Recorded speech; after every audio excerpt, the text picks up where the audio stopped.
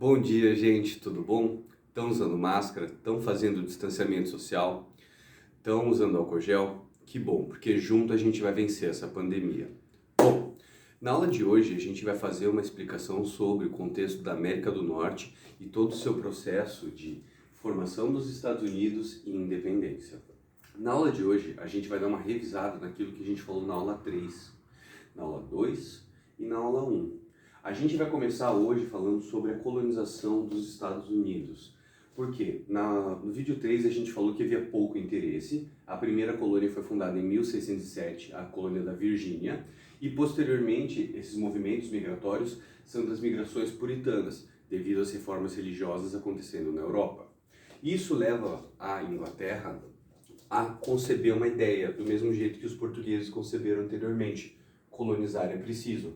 Por que é preciso colonizar esse território que está do outro lado do Atlântico? 3 motivos.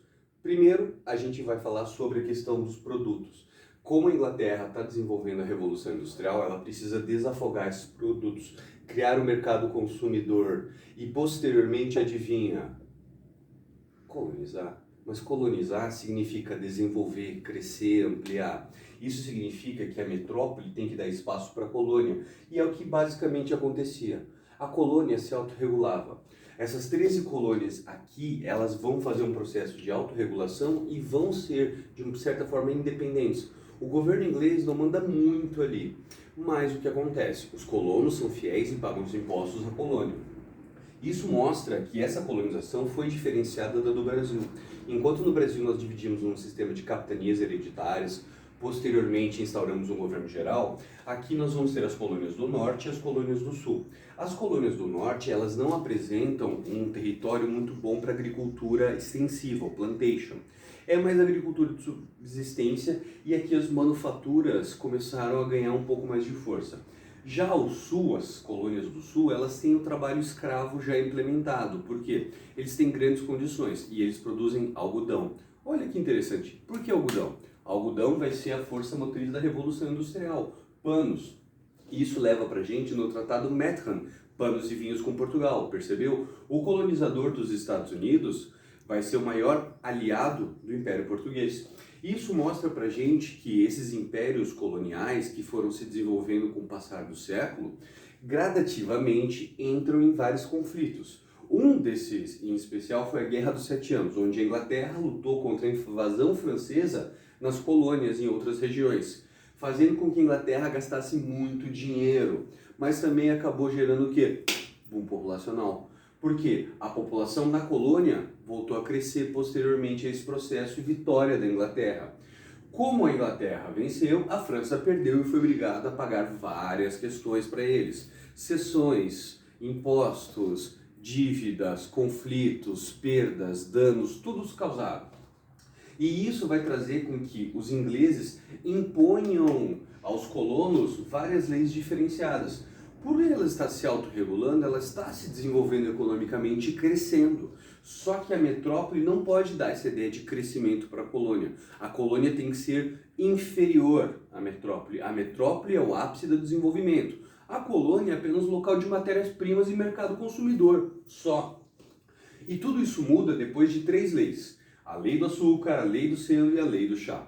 A lei do açúcar vai aumentar o preço do açúcar, fazendo com que os colonos que compravam das Antilhas, essa região onde os holandeses produziam açúcar, fossem obrigados a comprar o açúcar diretamente dos ingleses. Posteriormente, eles implementam a lei do selo. Aquele selinho que vem nos maços de cigarro e vem em alguns produtos, esse selo é lá atrás inventado. Todo produto negociado deveria ter um selo. Isso significa que o imposto foi pago. E posteriormente o que levou assim, os norte-americanos a ficarem de saco cheio, assim, foi a lei do chá, que obrigava todos os comércios ingleses a comprarem chá da Companhia das Índias Orientais. Isso acabou arruinando diretamente uma ideia de expansão econômica e liberdade, porque para pensar, os ingleses vendem a 100, o Antônio vende a 10, eu sou o comerciante. Se eu comprar o do Antônio, eu posso vender a 30, 40, obter um lucro e manter o Antônio negociando e vendendo. Mas se eu comprar a 100, eu vou ter que vender ele a 100, 150 para obter lucro. Isso vai gerar um monopólio da Companhia das Índias Orientais. Isso gerou o Boston Tea Party, quando os norte-americanos decidiram se vestir de índios e invadir o porto de Boston, jogar as caixas de chá no mar e falar, acabou com essa porra toda. Adivinha o que aconteceu? Os ingleses mais uma vez vão acabar impondo mais leis a eles.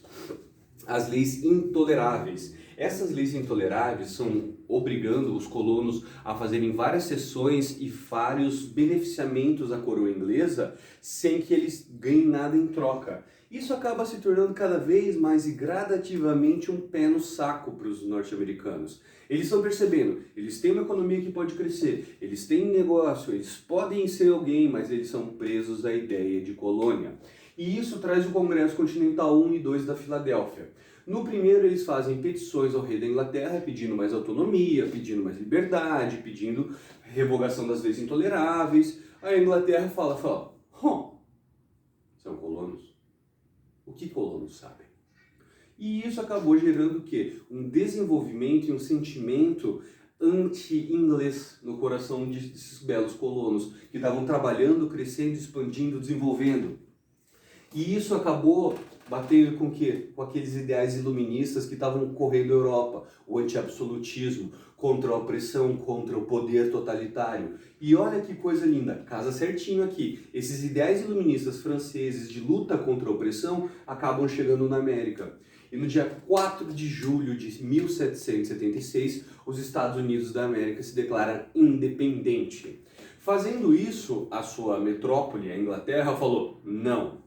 Porque a colônia americana é um grande mercado consumidor de seus produtos industrializados e manufaturados. A Inglaterra simplesmente obtém grandes quantidades de impostos graças ao açúcar, selo e chá. A Inglaterra controla esse território. Isso vai acabar gerando uma guerra de 76 a 81, a Guerra de Independência dos Estados Unidos. A gente vai ver os ingleses sendo gradativamente expulsos do território.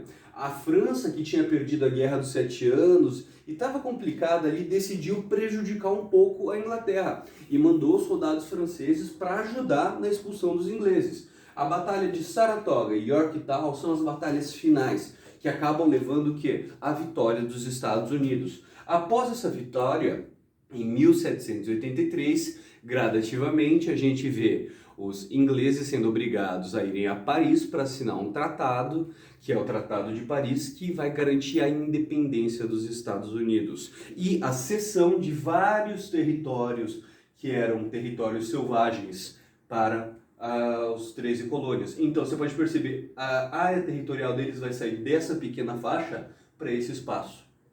E isso vai ser ainda encorajado cada vez mais pela Bill of Rights, a Carta Constitucional norte-americana. Essa Carta Constitucional ela foi feita e desenvolvida durante todo esse processo, mas ela só realmente é ortogada em 1787, fazendo a Constituição dos Estados Unidos uma das mais antigas do mundo em vigor até os dias de hoje. Bom, espero que vocês tenham entendido, espero que não tenha ficado alguma dúvida. Se ficou dúvida, comenta aqui embaixo, dá um like, manda pro amiguinho, porque a gente está aqui para ajudar vocês a estudar e a vencer tudo isso junto. Beleza, galera? Beijo, tchau!